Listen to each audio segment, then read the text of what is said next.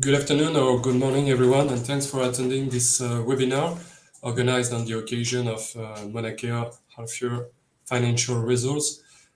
Before handing over to Sacha and Côme, just a quick reminder that there will be a Q&A session organized at the end of the presentation, which will enable you to ask questions to the management of Mauna Kea Technologies. You just need to type your questions at the bottom of your screen, and the management will answer it at the end of the presentation.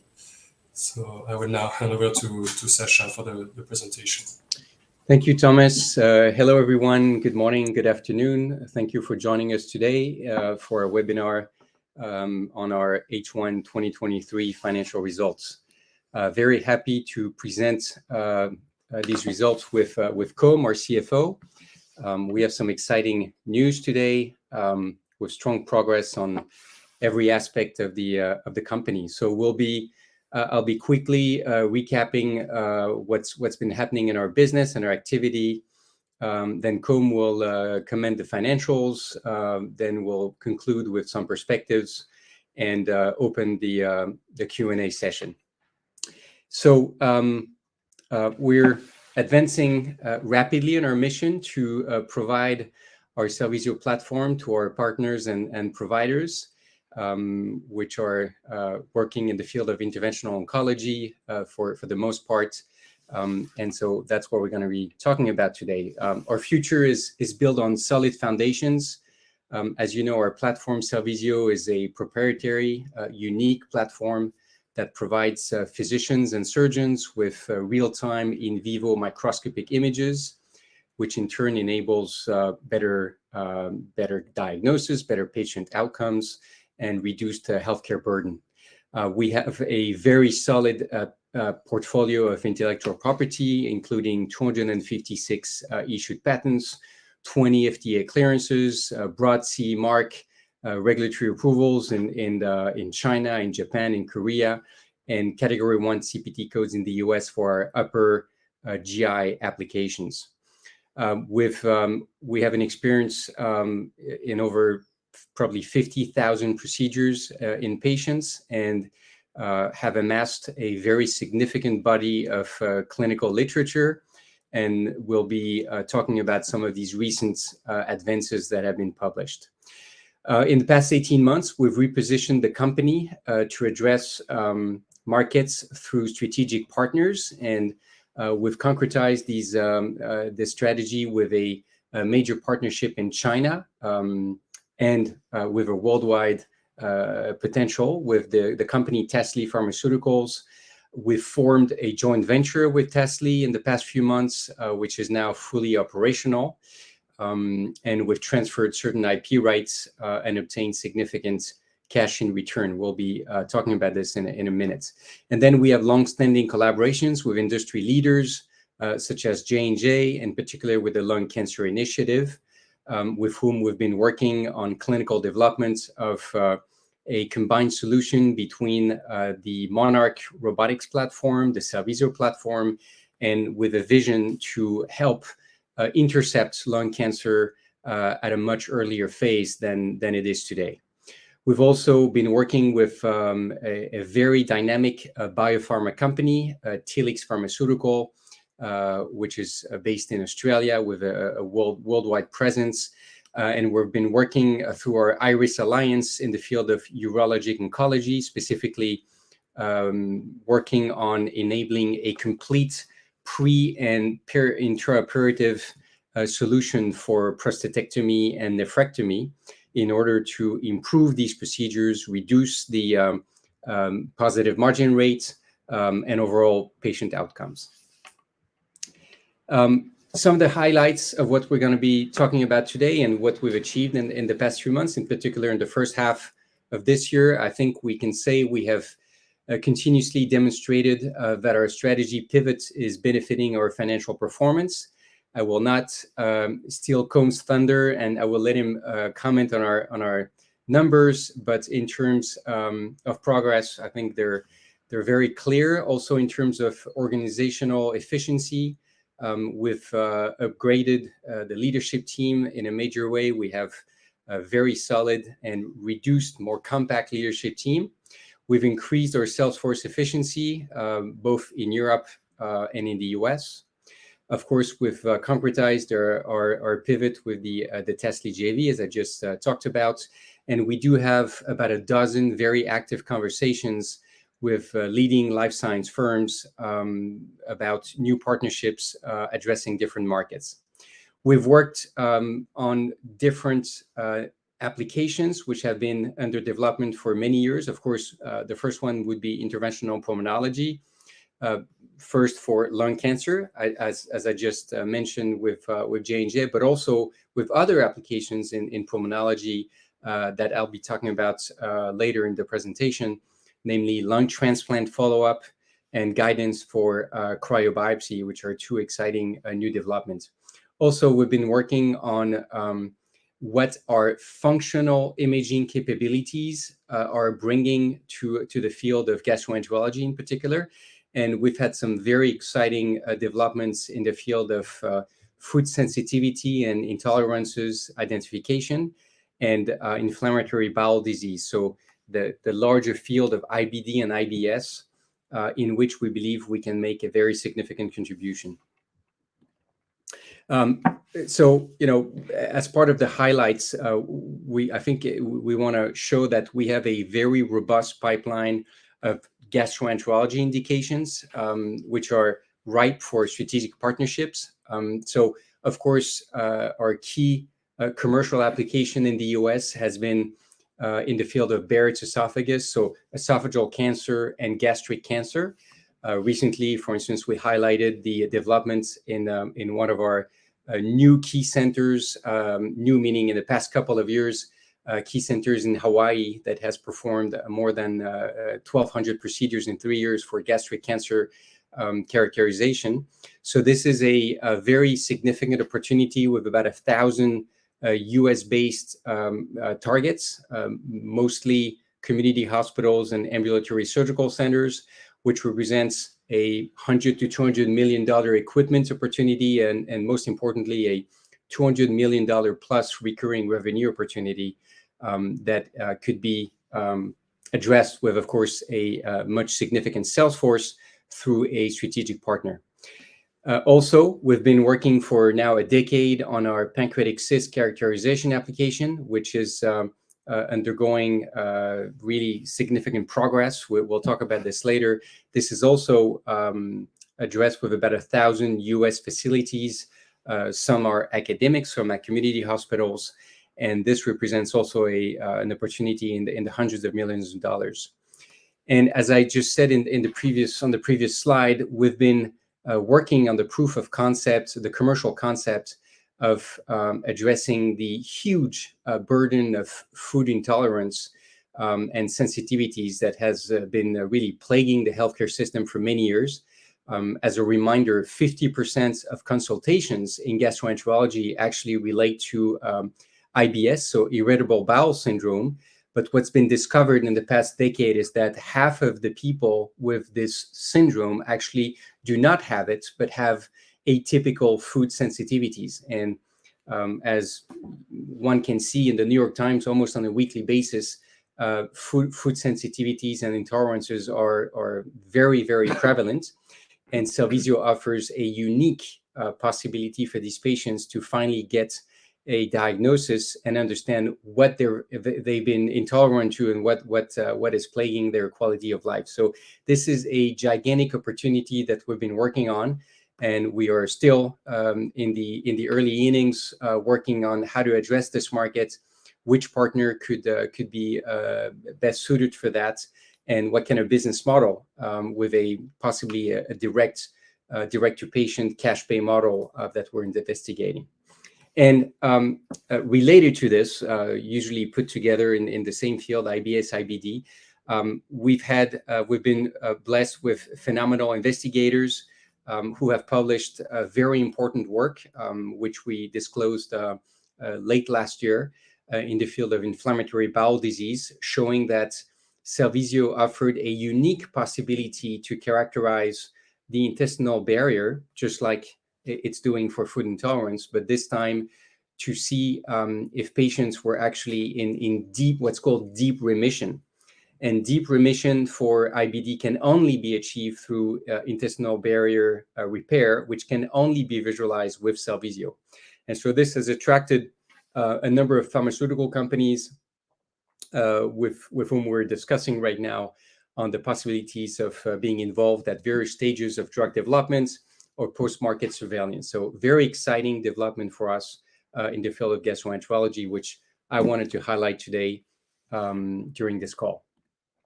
So a third highlight is, of course, what's happening in China with the operationalization of our JV. We're seeing very significant activity. The JV has been now, is not fully staffed, but has a leadership in place. We have transferred certain IP rights as per our contract. We've received payments against that. And we're also working to create a Chinese version of Cellvizio, which would be made in China and which would considerably increase our market penetration there, where we already have a presence with about 50 installations in leading hospitals. So we're now seeing the beginning of a new phase with the JV, where we would be selling systems and probes to the JV, and the sales and marketing team of the JV is now quite active in the field with new distributors and a growing presence on the Chinese territory. In the US, which obviously is our key market with about 60% of our revenue, we've seen that the past quarters, as disclosed back in July, an accelerated of our growth in consumables and our pay-per-use program, which is thanks to the addition of very high contribution accounts in the past quarter. So we believe we have found a recipe for not only targeting the right accounts, but also onboarding and taking these accounts to a cruising altitude where they need very low support, but can achieve very high volumes. And this is a tribute to all the work that we've been doing in the past couple of years to get to this new level of efficiency. And as you can see, we've gone from about 20 salespeople to 8, probably 7 full-time equivalent this year, while growing, first maintaining our revenue, and then in the past quarters really grow the revenue on which for which we're on track now. So and very importantly, these new accounts are mostly community hospitals and ambulatory surgical centers, and not, as previously, academic medical centers, which always require significant support and usually don't have high volume for these procedures. So we're excited about the progress here. So I will now turn to Côme, who will comment on the financials, for which we're also quite excited this semester. Well, thank you, Sacha. Pleased to present the financial results, since I believe and we believe they are pretty strong results in H1, and which confirm the strategy in place for the 14 months that have been developed.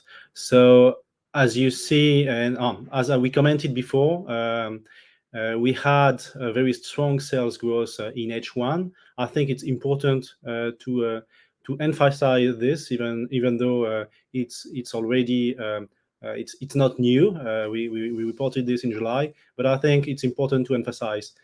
So as you know, our sales are based on two pillars. The first one are product sales, so for the system, the consumables, and the service associated to the products, and the licensing sales from the partnership we develop, and particularly this semester with the Tasly JV. So as for the product sales, we reported sales of 3.5 million in H1, which is a 14% growth versus last year, if we exclude the impact of the Asia Pacific region, where there is the impact of transferring the business to the Chinese JV. But what we see is a very strong growth, especially in the US, which is driven by the consumables and the PPU business, which is growing steadily. And we have a strong ramp up of the existing accounts today, and we are also benefiting from the addition of other accounts in the semester. But we still see addition, and we'll see in the second semester. So and it's what we see in the figures, because when you look at the US growth in the second quarter, we had a 1% growth versus last year. So it's pretty impressive. For the licensing sales, we reported a 3.3 million contribution from the Tasly JV, which is linked to the payments we received first in January for the licensing fees, and then for the technological fee, which we received in May this year. So in total, we reported sales of 6.8 million versus 3.4 million, which is in fact an increase, a double increase versus last year. Now, if we go into the detail of the P&L, what you see, so I won't comment further on the total sales, which are growing 101%. Then in terms of costs, you see an improvement of the gross margin by 4 points, which is pretty appreciable, and which is driven by a better product mix. And so this is pretty important for us coming in the future. In terms of operational cost, you see that R&D cost and marketing cost have decreased a little bit versus last year, which is linked to the good cost control we do, and which is in line with what we did in 2022, mostly in marketing. And so we have still the benefit of those savings today. In terms of G&A, you see a little increase of 2% versus last year, which is linked to the finance, the reorganization of the finance team, since we had some departure last year. And so today we have a financial team which is strong, and so which is now operational, fully operational.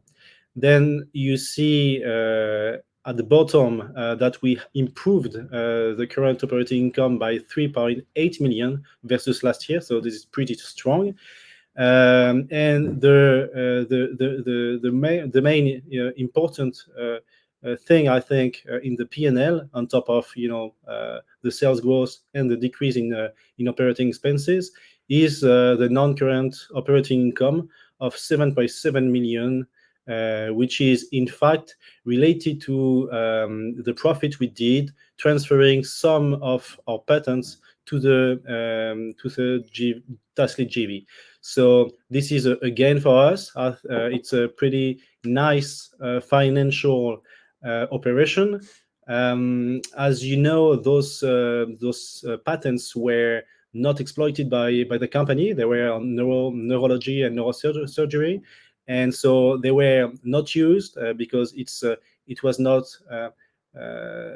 meant to be strategic for the company, and there were no value in the balance sheet of the company. So with this operation, we put value on those patents, and we got 44% of a JV. So this is a JV that will make profit in the future. So this is important for us.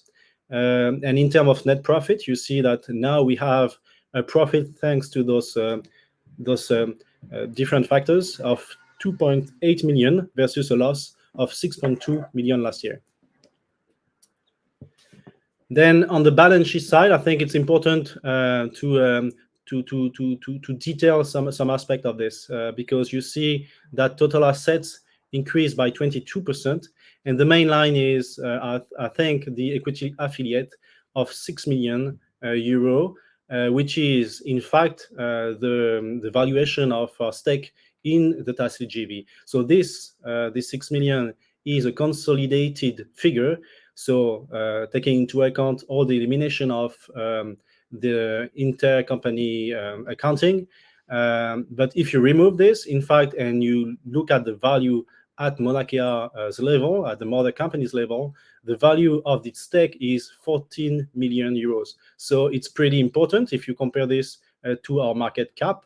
And so this is why I believe it was a strong financial operation, because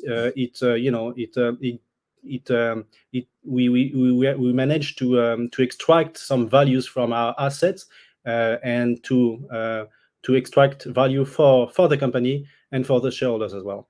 In terms of liability, the main move is on the equity.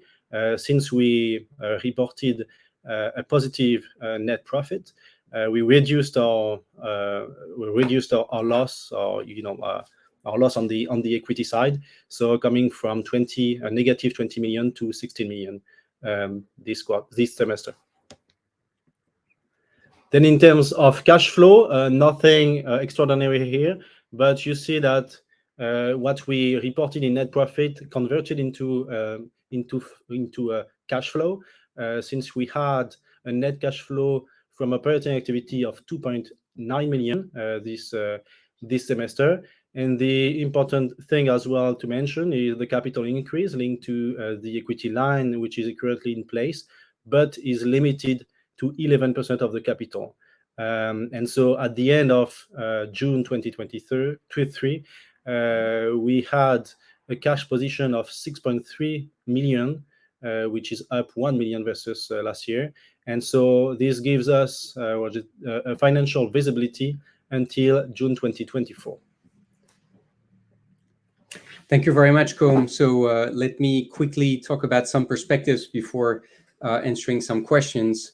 So I think what's very exciting for us is that we are entering a phase of convergence of clinical milestones.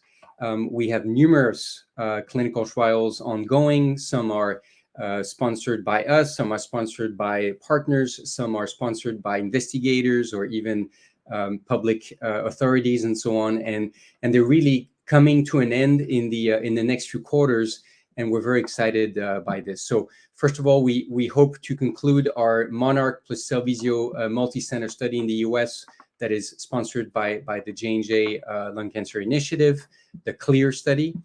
You will see that there's another CLEAR study, but in Japan, it's a different one. So that's exciting for us. We're expecting some important clinical publications. The first one is an application that we haven't really talked about in several years, which is also in pulmonology, but in the follow-up of lung transplant patients. And we're building on a prospective multi-center study that was led by the Mayo Clinic in Jacksonville a few years ago, which proved that with Cellvizio, it was possible to characterize acute rejection versus chronic rejection in lung transplant patients. And that's extremely important because taking biopsies on lung transplant patients is a very dangerous procedure. And so being able to do non-invasive Cellvizio imaging instead of biopsies is absolutely a very strong value proposition. So we're hoping, and so what we're expecting is that another study, which was actually led by the Academic Medical Center in France, and which has been a key user of Cellvizio for that application, will really lead to rapid adoption in a very clearly defined set of transplant centers. There's probably about 100 of these high volume centers in Europe and in the US. So it's an easy target market, and the value proposition is very easy to understand and already well known among these specialists. So we're excited with this publication to come. And also we know there's been a very large trial on showing that Cellvizio could serve as a very precise guiding tool for cryobiopsies in patients with interstitial lung disease, which are very prevalent, very hard to diagnose. And taking a cryobiopsy, which is really much better than a regular biopsy, is difficult and needs to be precisely operated, well, Cellvizio could become a key addition for this important procedure in pulmonology, thanks to this trial. Also, we're making very strong progress on our AI roadmap, which has been a key focus of the entire R&D team here at Mauna Kea. We've filed a request for a Q-Sub with the FDA. We've already received feedback. We have a November date for this next conversation, and then we hope to be unfolding our regulatory roadmap and product roadmap soon after, and obviously to really propel Mauna Kea in this field that's so important. We've also been engaging many academic and non-academic partners in this field to accelerate on the use of AI for improving the adoption and the performance, of course, of Cellvizio in different applications. We're also looking forward to the end of the enrollment for a very large gastric cancer study in Japan, which is sponsored by the National Cancer Center Hospital with a sponsor, a subsidy from the Ministry of Health.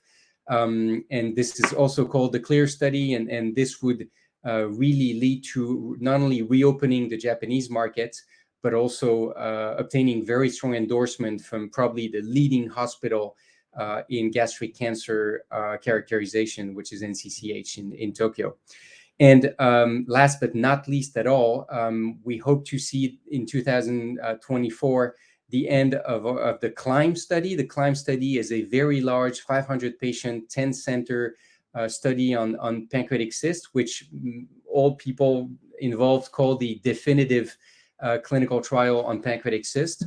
And so we've had already publications on very good interim results, inter-observer agreements, and many other aspects of pancreatic cyst characterization. This we believe could lead to then finally becoming a standard of care for pancreatic cyst characterization in the US. And as we have been amassing phenomenal clinical proofs of using Cellvizio in pancreatic cyst application, the situation has actually worsened for pancreatic cyst management. Just recently, a very interesting publication from Italy, from specialists in this field, has shown that only 16% of preoperative diagnosis of a malignant cyst turned out to be right. So basically 84% of operated patients had unnecessary pancreatic surgery. So this is a high hope for the company with a significant market, and we have very strong now support from leading hospitals and opinion leaders in this field, which we didn't have a few years ago. So we're very excited about this. So in conclusion, I would say that we continue to make progress on the strategic roadmap. We're excited about the progress we've made, of course, in the improvement of our financial results. We hope they will be noticed, obviously, by investors. We are going to leverage, obviously, the Tasly JV and the partnership with Tasly in many different ways. We have also already started conversations about increasing our partnership or taking our partnership to a next level for new applications. We hope maybe to enter into also partnerships with other companies such as Telix for neurosurgical applications. We have, as I said, many conversations with potential new partners in other applications with large markets to be addressed, where we have already a presence in the form of clinical activity, regulatory clearances, even users in many cases. So that's a very important field of development. And again, we've focused our R&D on very high added value new technologies and add-ons to Cellvizio. Obviously, artificial intelligence is one of these, but also molecular imaging capabilities, and that's what we've been working on with Telix and on Target Labs. And recently, we've also started conversations with companies which are interested in adding Cellvizio endomicroscopic data into large clinical data sets which can be very valuable, for instance, for pharmaceutical companies. So overall, very excited with the progress and what's to come. So with that, I will thank you for your attention. And we have a question, which is a very important one, which is, what is the value proposition and leading use case leading to growing demand at community hospitals and ASCs versus academic centers? So I think, first of all, so in ASCs and community hospitals in the US, the focus is on Barrett's esophagus characterization, dysplasia in Barrett's esophagus, so early cancer characterization, as well as early gastric cancer characterization.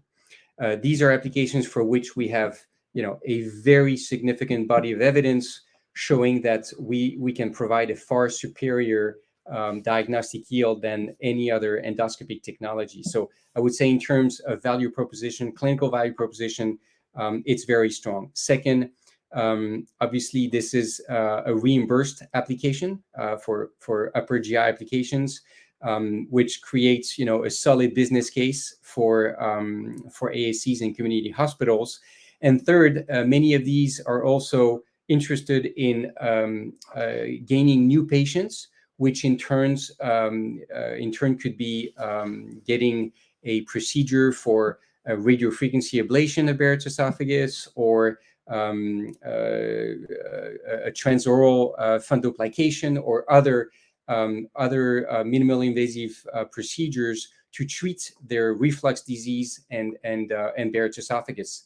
So they're very interested in marketing the fact they're using the most advanced technology for detecting these important changes. And as a reminder, and there are many epidemiologic papers showing this, we're still, again, after 20 years of work in Barrett's esophagus and people talking about the increased prevalence of esophageal cancer, we're still in a situation where not only esophageal cancer has a rising prevalence, very significant prevalence, but also where 91 to 92% of patients with esophageal adenocarcinoma never had a diagnosis of the precursor of the cancer, which is Barrett's esophagus.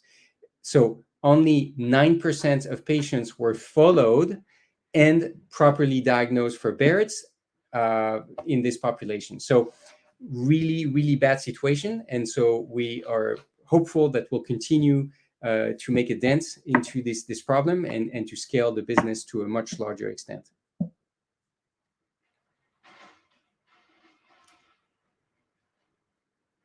So I think we've answered this question. I don't think we have more. And so we'll thank you again for your attention, and look forward to talking to you again in a upcoming call.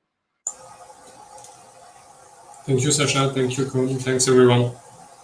Thank you. Have a nice day.